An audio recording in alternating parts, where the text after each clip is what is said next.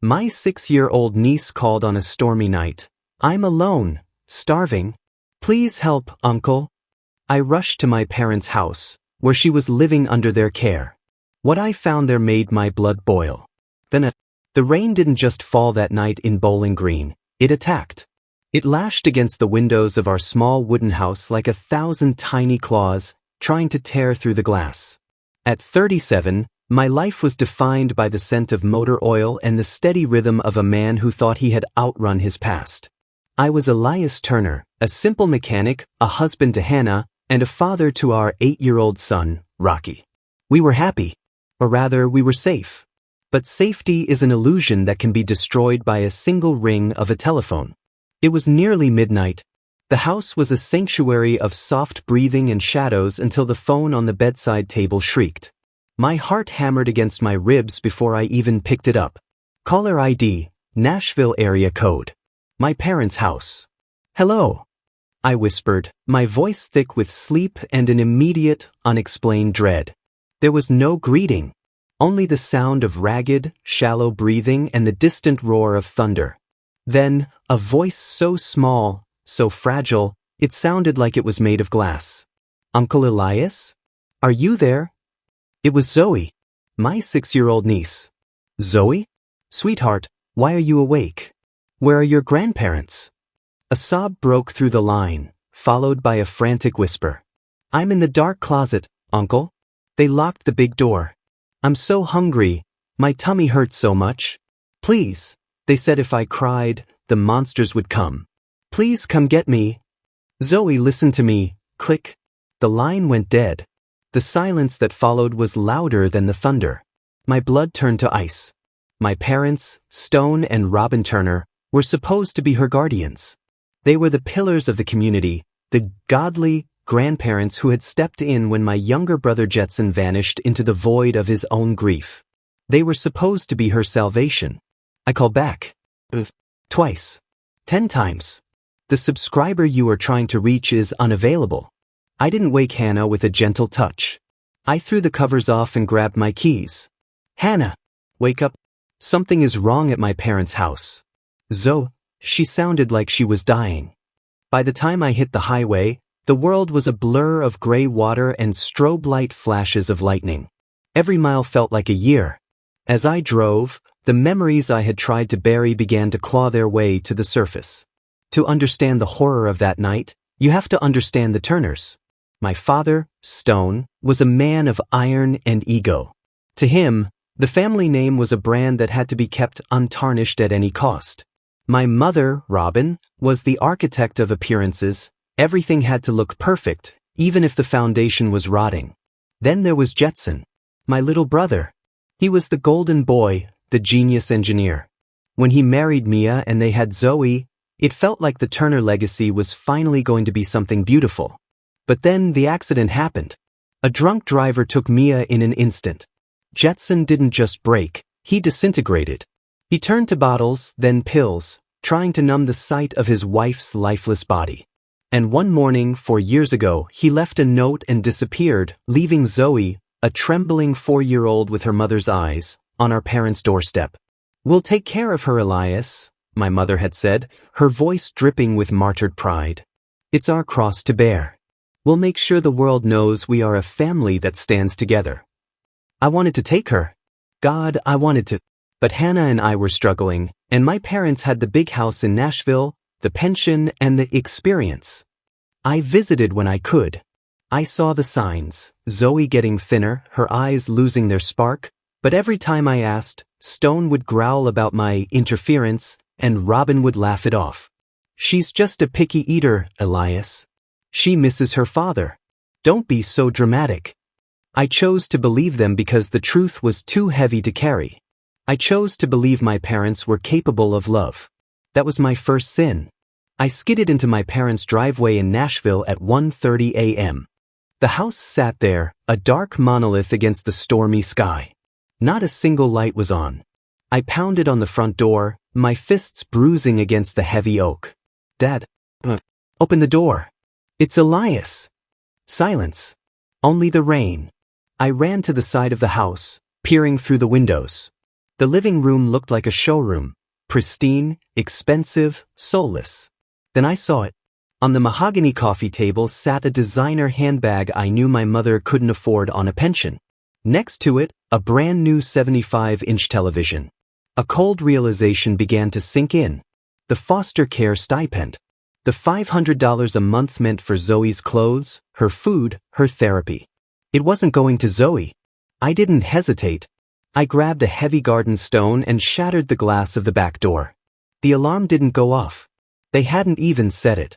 The air inside the house was stale, smelling of expensive candles and something else, something sour. I clicked on my heavy-duty flashlight. Zoe, where are you? I took the stairs 2 at a time. My parents' bedroom was empty. The beds were made. They weren't even home. They had left a 6-year-old alone in a dark house during a state-level storm. I followed the sound. A faint, rhythmic scratching. It was coming from the hallway linen closet, a tiny, windowless space barely big enough for a vacuum cleaner. There was a heavy brass padlock on the outside of the door. My breath hitched. I found a screwdriver in the kitchen drawer and returned, prying the lock off with a scream of rage. When the door swung open, the beam of my flashlight hit the floor. There, curled in a ball on a pile of dirty rags, was my niece. She was wearing a tattered summer dress in the middle of autumn. Her ribs were visible through her skin. Her hair, once curly and bright, was matted with filth. She was clutching a headless teddy bear as if it were oxygen. "Uncle," she whispered, squinting into the light. She didn't move. She didn't have the strength to. I scooped her up and my heart nearly stopped. She weighed nothing. She felt like a bird made of dried twigs. "I've got you, Zoe. I've got you." "Did I do a bad thing?" she whimpered, her voice cracking. "Grandma said if I was hungry, it meant I was greedy. Am I greedy, Uncle Elias?" I couldn't answer. If I had opened my mouth, I would have roared with a fury that would have leveled the house. I wrapped her in my jacket, ran to the car, and drove toward the hospital, leaving the door of that cursed house wide open to the storm. The emergency room of Nashville General was a blur of fluorescent lights and the smell of antiseptic. I burst through the sliding doors with Zoe's limp body in my arms, screaming for help. Nurses swarmed us instantly. When they peeled back my jacket and saw the skeletal frame of the child beneath, I saw something I'll never forget. A veteran trauma nurse gasped and covered her mouth. "She's 6 years old," I choked out, my hands shaking so violently I could barely stand. "I found her locked in a closet. She hasn't eaten. I don't know how long." They whisked her away behind swinging double doors. I was left in the waiting room, drenched, shivering, and consumed by a cold, murderous clarity. I looked down at my hands. They were stained with the dust and grime from that closet. My own parents had done this. My own blood. An hour later, a doctor stepped out. Dr. Eris Thorne. He didn't look like a man who had good news.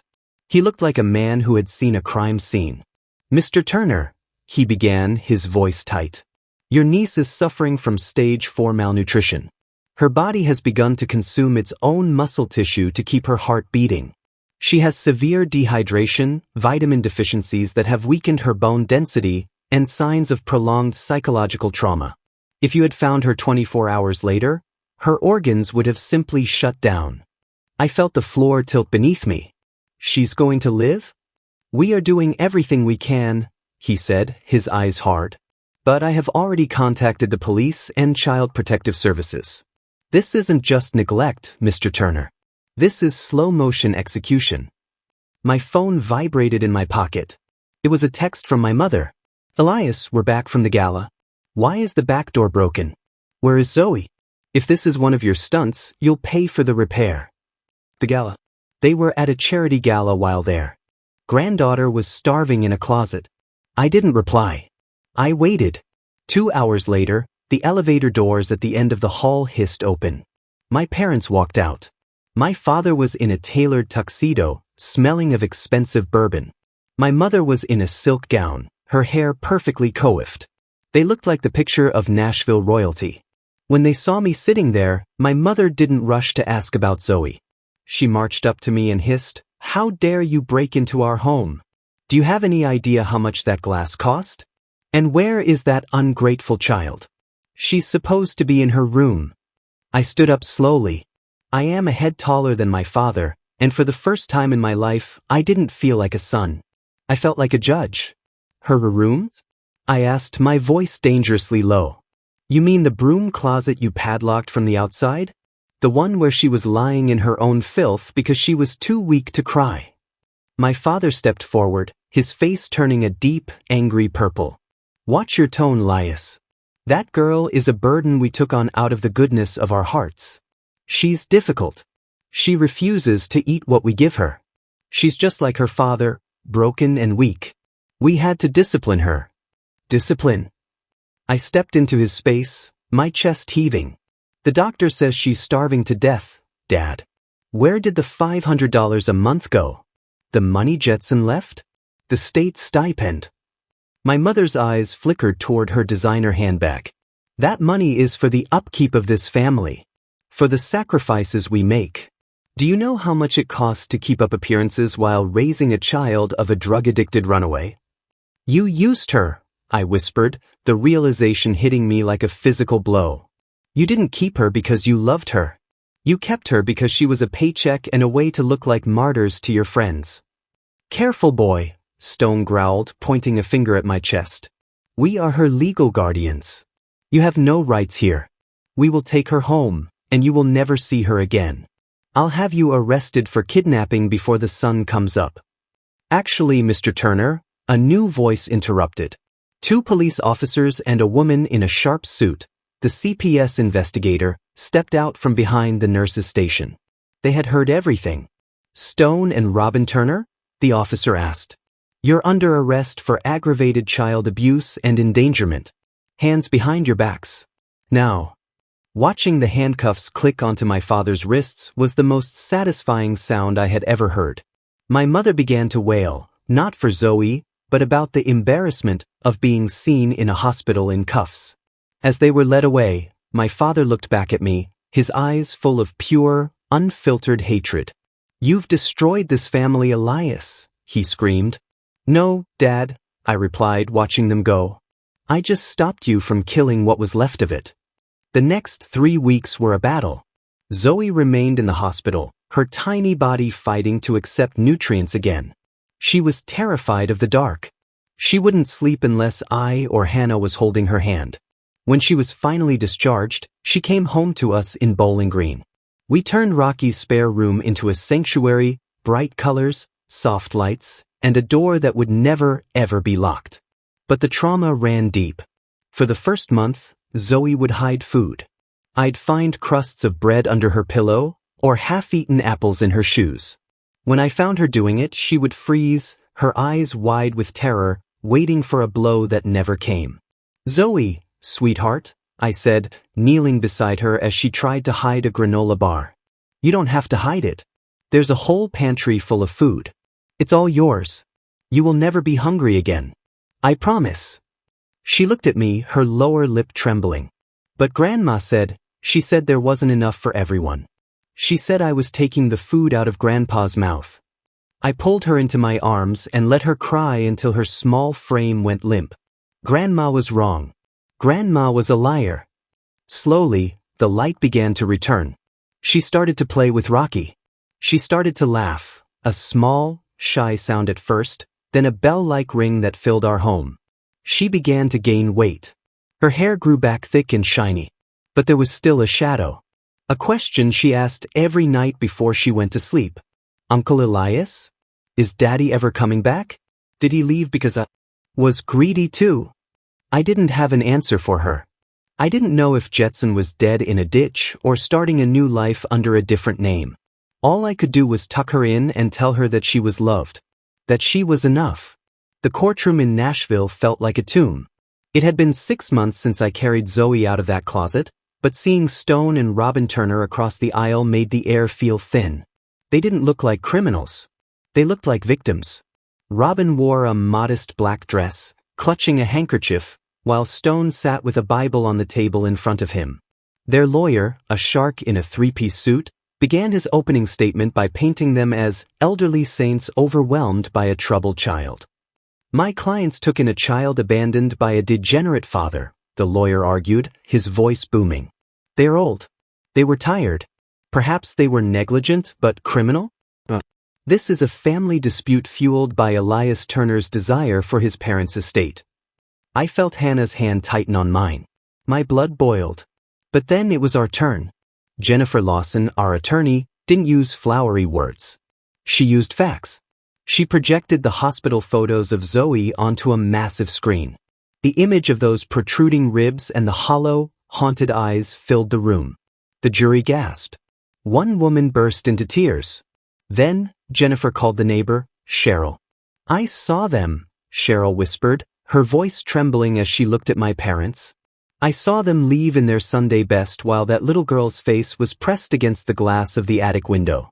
I heard the scratching on the walls. I'll never forgive myself for not calling sooner. But the final blow came when Jennifer played a recording. It was a video deposition from Zoe. She was too fragile to be in the room, so she spoke from our living room in Bowling Green. I tried to be good. Zoe's voice echoed through the speakers, tiny and heartbreaking. But the closet was so cold. Grandma told me that if I went to sleep and didn't wake up, I'd finally be with Mommy, and everyone would be happy. I just wanted them to be happy. The silence that followed was absolute. Stone looked at the floor. Robin's fake tears finally dried up, replaced by a mask of cold, hard stone. The verdict was swift, guilty on all counts. Child endangerment, aggravated assault, and embezzlement of state funds. They weren't just losing Zoe, they were losing their freedom. As they were led away to begin their 10-year sentences, my father leaned toward me, his voice a venomous hiss. You think you won, Elias? You're just like us. You'll see. Blood always tells. No, Dad, I said, standing tall. I'm nothing like you. Because I know that blood makes you related, but loyalty makes you family. Life in Bowling Green became a rhythm of healing. Zoe was 10 now, a star on her soccer team and a girl who loved to paint landscapes filled with sun. She called me Dad Elias, and Hannah too. We were a family. The $1 million question of my brother Jetson remained a scar on our hearts, but it was a scar that had stopped bleeding. Until the afternoon the black SUV pulled into our gravel driveway. I was under a Chevy truck, covered in grease, when I saw the polished shoes. I slid out, wiping my hands on a rag, and froze. The man standing there was thin, his hair shot through with silver, but his eyes were unmistakable. Jetson? My voice was a ghost of a sound. My little brother didn't say a word. He just fell into my arms and sobbed. He told me everything. He had gone to California to die, but instead, he found a rehab center run by a man who wouldn't let him quit.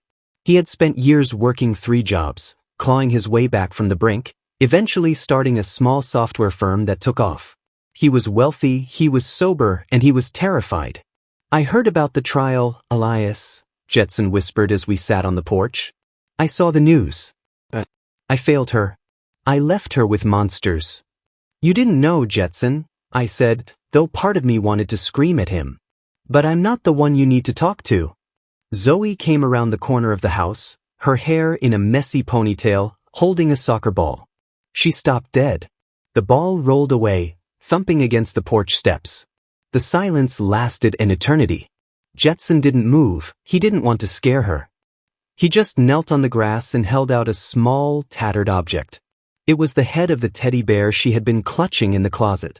He had kept it all these years. Zoe didn't run. She walked, slowly, step by step, until she was standing in front of him. She reached out and touched his face, checking if he was real. Daddy. I'm here, Zoe. I'm so sorry. I'll never leave again. Jetson stayed with us for months. He didn't try to take her away immediately. He knew he had to earn her. He bought the house next door, and slowly, the two of them rebuilt a bridge over a river of pain. One evening, a year later, we all sat in the backyard. Jetson had decided to move Zoe to New York to start a new chapter, and it was her last night in Bowling Green. Elias, Jetson said, handing me a heavy envelope. I know money doesn't fix what happened. But this is for Rocky's college, for the shop, for everything. I wouldn't have a daughter if it weren't for you. I pushed the envelope back. Keep it, Jetson. Spend it on her. Just promise me one thing. Anything. Never let her forget that she is a light. Not a burden. As the sun set, Zoe walked over to me. She was taller now, her face full of the strength she had forged in the dark. She hugged me so hard I could barely breathe.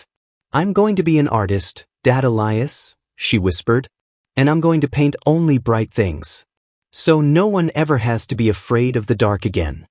I watched them drive away the next morning, the tail lights disappearing into the Kentucky mist. My parents were rotting in a prison cell, my brother was a man reborn, and my niece was finally free. I walked back into my house, where Hannah was brewing coffee and Rocky was complaining about his homework. The world was loud, messy, and complicated. But as I looked at the empty closet in the hallway, now filled with extra blankets and old board games, I realized that the storm was finally over. We weren't just survivors. We were a family. And for the first time in my life, I knew exactly what that meant.